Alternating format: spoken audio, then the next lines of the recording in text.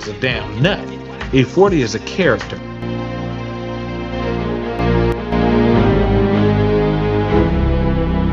I'm all over the place like space. I'm everywhere like air. You feel me? I'm ahead of my time. You know what I'm saying? E-40 is the gang. E-40 is gang.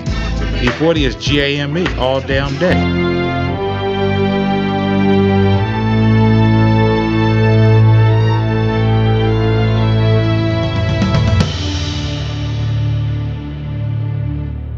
I wanna thank you, pimps and players, for sharing your game with me.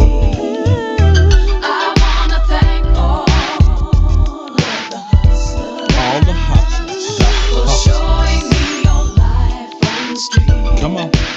That's right. Earl Stevens, better known as E-40, was born in Vallejo, California on November 15th, 1967. Whatever thought that on the bitch's mouth with the curve. Would be one of the biggest things that ever came about the V since Michael Cooper and Confunction. Barely graduating, Hogan High School drunken. Hillside representative, Scott Delimited, Game Unlimited. Game magazine, street pioneer, XD boy, act my country. Now back then, Vallejo wasn't what it is today. It was a Navy town. Mare Island was still active, supplying lots of jobs in the 60s and 70s. Blue-collar families, steady paychecks. That's what attracted people there.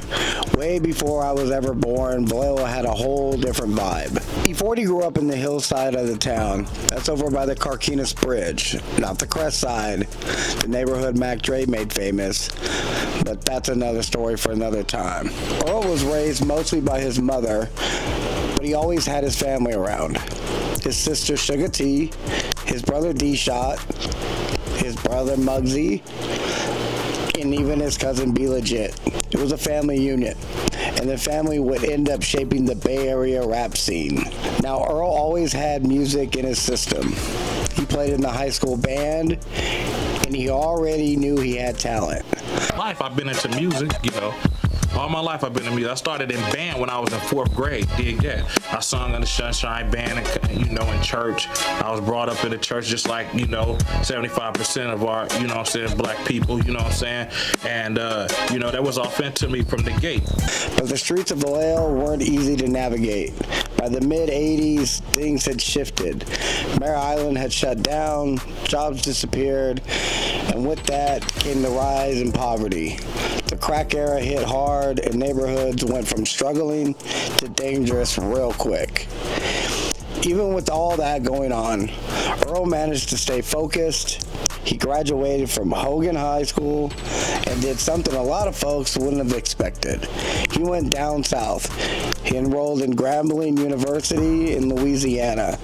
Down there, he tapped into the music scene, but deep down, his heart was always in the Bay. So he came back home. And that's when, with the help from his uncle St. Charles, a local musician, he took him under his wing and showed him the business side of the music and how it worked. I hooked up with my uncle St. Charles. We said, okay, what shall we do? What's the first thing we should do? And I went like this to him, I would. They said, oh, dollars. I said, yeah, this is the first thing you do. And I was like, okay, Weeple, let's do this, you know? And so he knew some avenues. He knew more avenues than we did. I said, look, fellas, I tell you what. If I help you, you're going to get out of the game you're in. You're going to get all that out of that shootout stuff, all the stuff that you're in. Promise me that you're going to stop. If I help you, promise me you're going to stop. Yeah, we're going to stop. I said, all right, you got a deal. I had a song called I Thought I Could Trust a Girl, and I Thought I Could Trust a Girl was more or less like an I Need Love song. Dig that. And, you know, I figured that was the only way I was going to get some radio play. You know what I mean? But we had game. We knew the street knowledge. Dig that. We come from the soil. You dig that? So anyway, so we say, man, check this out. That didn't work. So we sold like 5,000 units of that. And it was only records. It was all records. It was no cassettes, no CDs.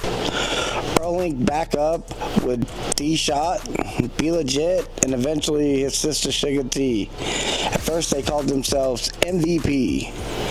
We started as a group called MVP, Most Valuable Players, dig that. And what had happened, it was me, D-Shot, Sugar T, and Be Legit. And, you know, we just, at that time, it was 1987. I was fresh from college, and we was at it. I did a couple of them. We did one with MVP over my father's house on the camcorder. It was a fool. It was me, D-Shot, and B. I did another one at Universal Studios, which was my first one, to a song called Face to Facts that nobody really never heard. We tried to get record deals. Please believe it. We went to the Gavin. We went to the Gavin conventions. We went to all the music people picnics. We went to everything. Anything that was jumping, we was there trying to hand out our demo tape and campaign. We had iron-on hats, you know, with the click on. But then soon they became known as The Click.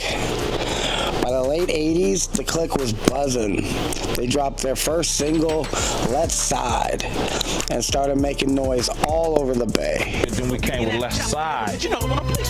Let's Side really did its thing, and then after that, we really just did the shit for real. Then came the breakthrough, their album Down and Dirty.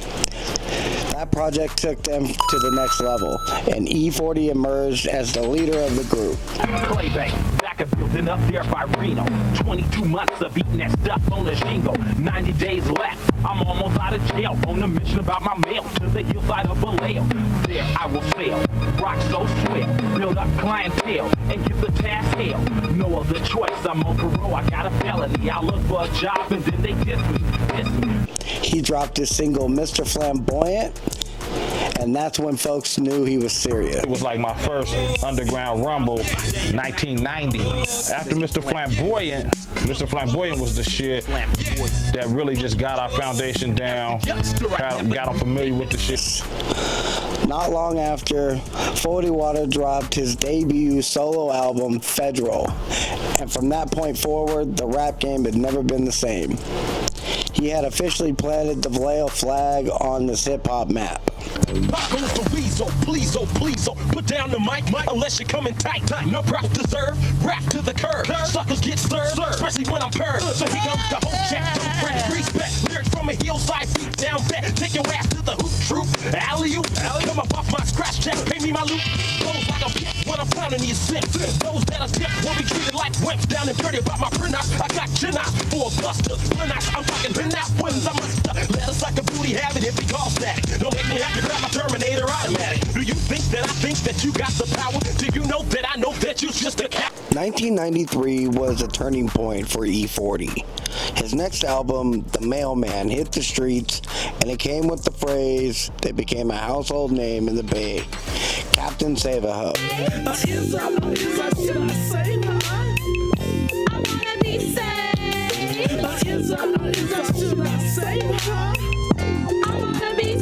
The record climbed to the charts, peaking at number 13 on the Billboard Top Rap and R&B albums, and also breaking into the Billboard Top 200. With that one smash single, E-40 was already well on his way to the top of the rap game, but nobody could have predicted the impact of what was to come next. In 1995, E-40 dropped what many still call the greatest Bay Area rap album of all time, In a Major Way. The album was stacked. One Love, Dusted and Disgusted, The Bumble, Sideways, It's All Bad. It was one of those rare projects where you didn't skip a single track. The record went platinum, and while the fame pushed E-40 to new heights, it also brought new eyes and sometimes new hate. Around the same time, another rapper was rising on the opposite side of the country, a Brooklyn MC by the name of Christopher Wallace, better known as the Notorious B.I.G. During an interview in Canada, Biggie was asked about other rappers in the game. When E-40's name came up, Big laughed and gave The rating me, and from a scale from 1 to 10, you know what that man gave me? 0. A 0, bro. A 0, and I'm a platinum artist at the time. A 0. You feel me? It was a throwaway moment, but it ended up in a magazine, and from there, it made it to, well, Magazine Street, where E-40's from, and to his camp. No rating. 0. I don't mess with Duke at all. At all. E-40's goons apparently heard of these comments that Biggie had said and didn't take a kind liking to them. Fast forward to a November Sacramento night. Biggie had a concert and was met by a large group of people ready to confront him about those comments. Biggie realized the tension, tried to de-escalate. Eventually, they got 40 on the phone. They called me like 11 at night. Forty, what you want me to do with this nigga? I got this nigga Biggie, and what you want us to do with him? Call me, and he put me on the phone, say, man, you know, what's happening? You know, what was up with that, you know, situation? Man, they got me real drunk, man, and I just got to saying anything, man, and, you know, and, what else he said? He said, man, Duke, he said, I f*** with Sprinkle Me Duke. I rock with Sprinkle Me Duke. You know what I mean? And I was like, ooh, I didn't trip. I was like, man, let him, I told him, I said, put my folks on the phone. The two chopped it up directly, cleared the air, and squashed the issue right there. That could have turned ugly, but ended up in respect. The two remained cool until Biggie's tragic passing in 1997. Off the momentum of In a Major Way, 40 kept dropping heat. He followed it up with another Click album, game-related. Hurricanes have young players seeing things. Courage juice, watch when I get loose.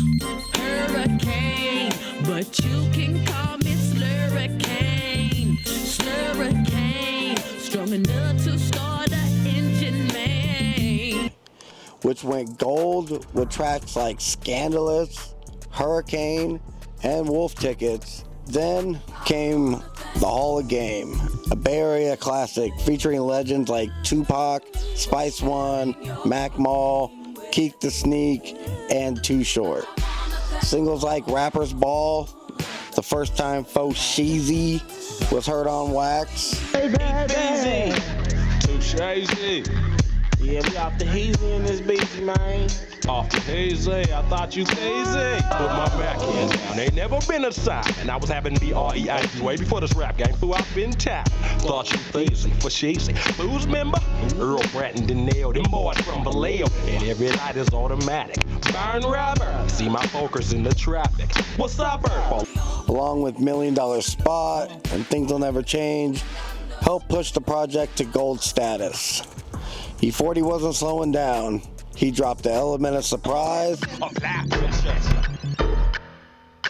maybe next door in Gary Payton bowling alley. Or maybe at the shooting range. Fueled by the hit Hope I Don't Go Back, earning yet another gold plaque.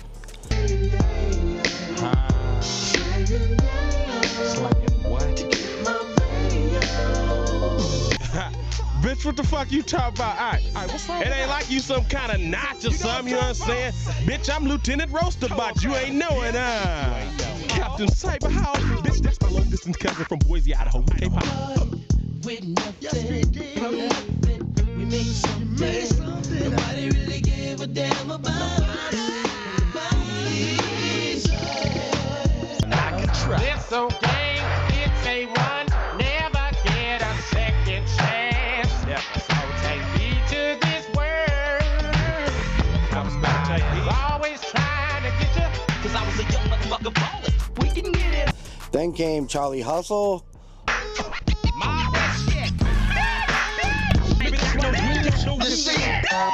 I'm like that. It's like that. What? I'm like that. It's like that. Look at me. 45. Nah.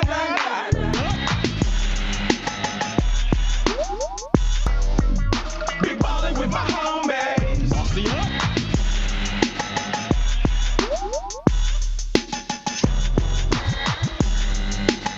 Loyalty and Betrayal. Yeah. Just as I want to. Don't care too much about you. Too much.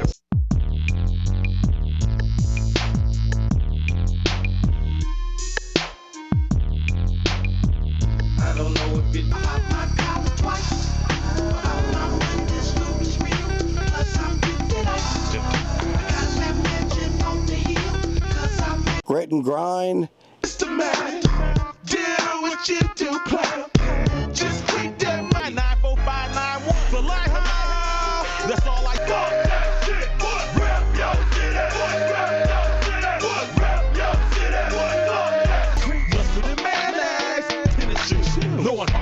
Dallas, Lorenzo, 22.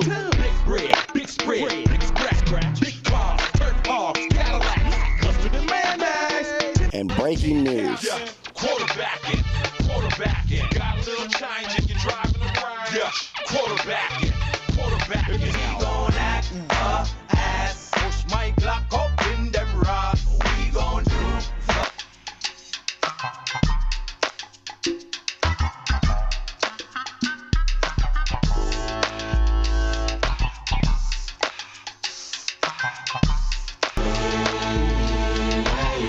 Fuck rallies, ride Godwin's mine. Sick with it, nigga, but you climb. My nigga spit gasoline. the hustles and slick tops. Ambulance gurneys and helicopters. Yankees and playing the street catalyst. Gang spitters like Each release gave the Bay new slang, new energy, and new culture. Words like mustard and mayonnaise, yay area, and countless other catchphrases Definitely all came straight from phrases Fort that everyone Lauderdale. should be familiar with. Shit like just the word when you see the police, there go the popo. That's one of the popular words that I said like in 1992 on an album called Federal. Shit, one of the main ones y'all gotta be familiar with is Captain Saberho. That's used everybody every rapper, whether they said saving them, oh man, you saving them, or that bitch saving them, I ain't saving you. It all come from Captain Saberho, which was an underground record that I had. It's all good, you feel me? A lot of this shit I coined, but it didn't. It's actually Bay Area words where I live and never moved out of. I don't live under a rock. I've been in the Bay all my life. That's what the slang was created. The game was created. We're the most creative people in the industry. We brought a lot to hip hop overall. But E-40 wasn't just about music anymore.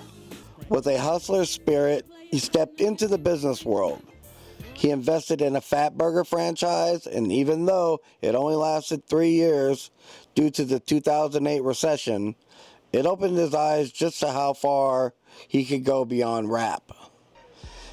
Then came another massive pivot. Teaming up with Atlanta super producer Lil Jon, E-40 dropped My Ghetto Report Card. This album introduced the world to the new Bay Area movement, Hyphy. E-40 became the godfather of the sound, and with the platinum-selling single Tell Me When to Go, he took Hyphy from the Bay to the world.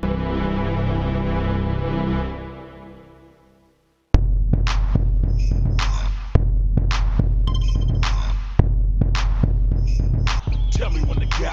Tell me when to go. Tell me when to go. Girl, now let me introduce the world to my white girl. White girl, white girl, white girl, white girl. I got that. White girl, white girl. Trying to get to you and that booty. Girl, I've been shaking and making a donkey. Trying to get to you and that monkey. Trying to get to you and that monkey. In my cup, blood in my hand. Hoes on my dick cause they know I'm the man. Hoes on my dick cause they know I'm the man. Hoes on my dick cause they know I'm the man. Drink in my cup, blood in my hand. Hoes on my dick cause they know I'm the man. Hoes on my dick cause they know I'm the man. At the same time, he was featured on Snap Your Fingers with Lil Jon, proving E-40 wasn't just a Bay legend anymore. He was a nationwide force. Strike from the back, posted in the act. Got to hit the club, we've been mobbing all day. Drinking on some rust, dying on patrol. VIP status. As he liked to say, I'm all over the place like space. I'm everywhere like air. after the Hyphy movement took over, E-40 was no longer just a Bay Area icon. He was a household name across the country. But 40 Water never stopped hustling. He kept putting out album back to back, and each time he found new ways to reinvent himself while still keeping his original flavor.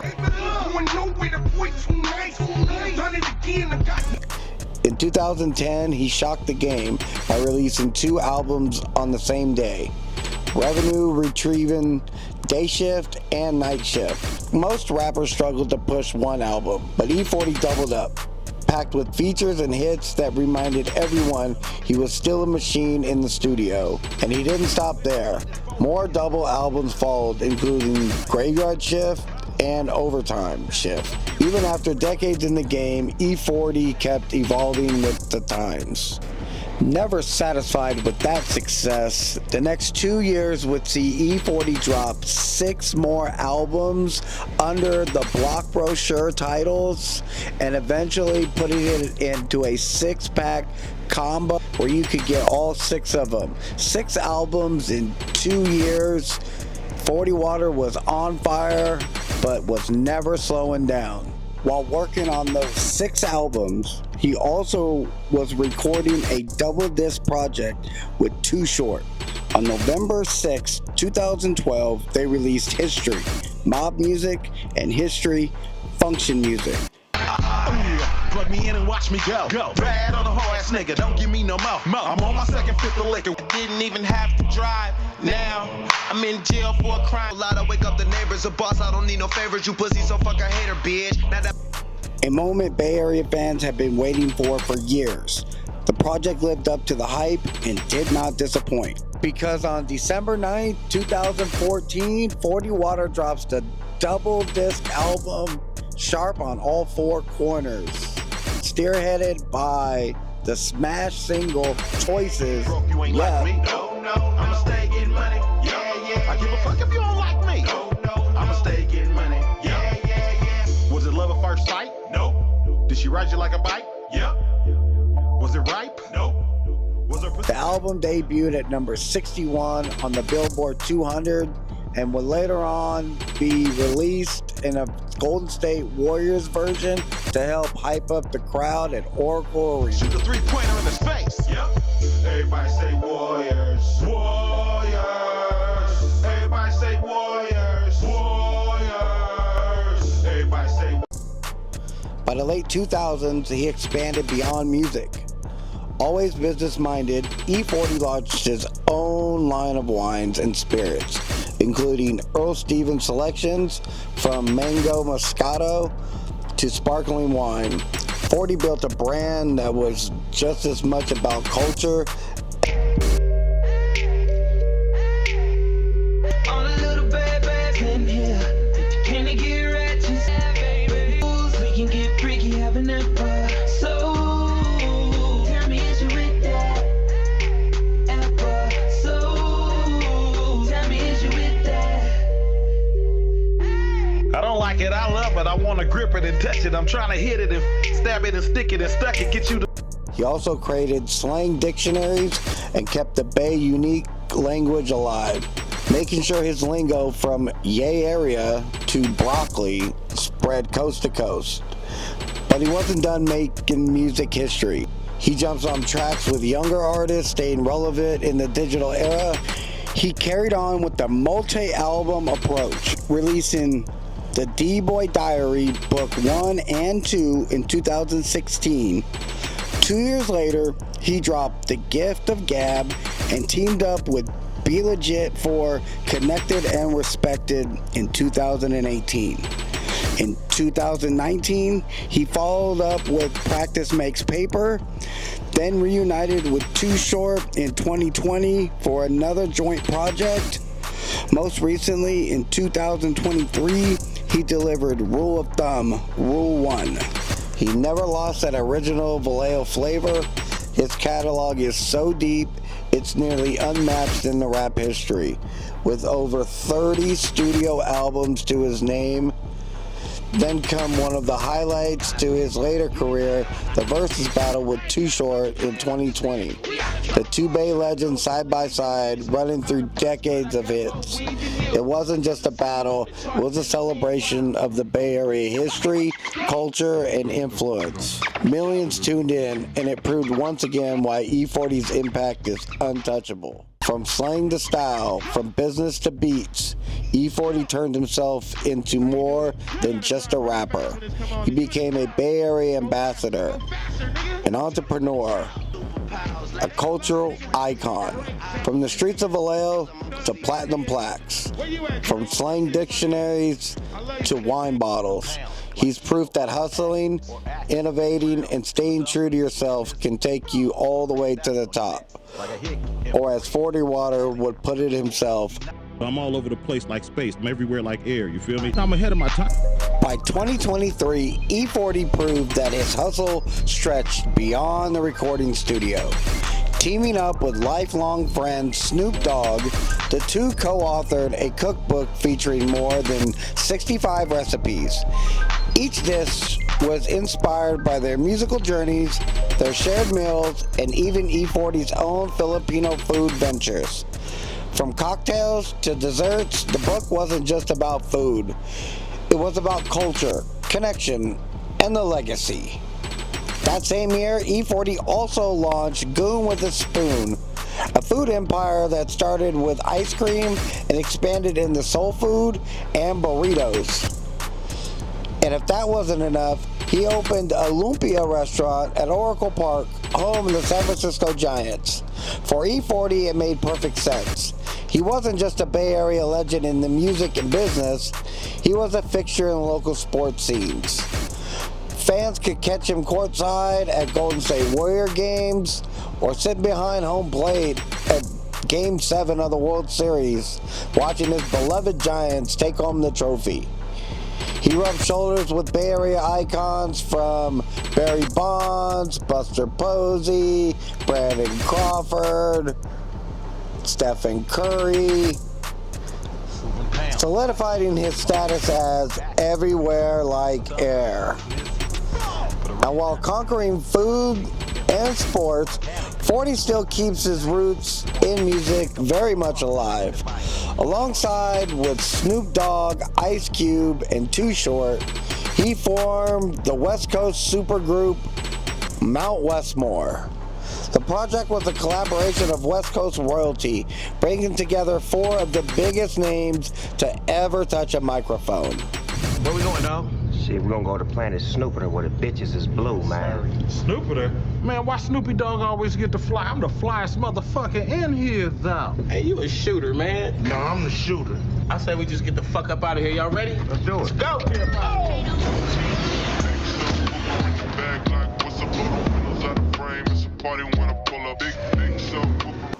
At this point in his career, it seemed like E-40 couldn't do no wrong. Everything he touched turned to gold or platinum.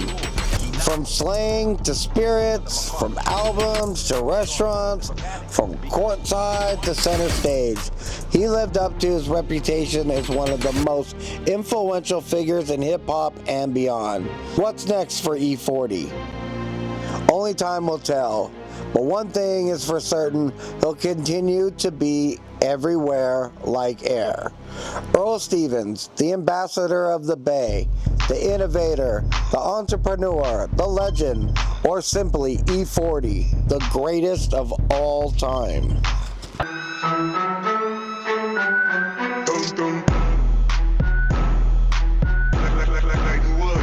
Give me a G, give me a O, A to the freaks, T to the hoes. Give me a G, give me a O, A to the freaks, T to the hoes. Bitch, I'm the go, bitch, I'm the go, bitch, I'm the go, bitch, I'm the go, bitch, I'm the go, bitch, I'm the go, bitch, I'm the go, bitch, I'm the go, Bitch, I'm the goat. I'm not a sheep. I'm counting fatty when I'm asleep. When I'm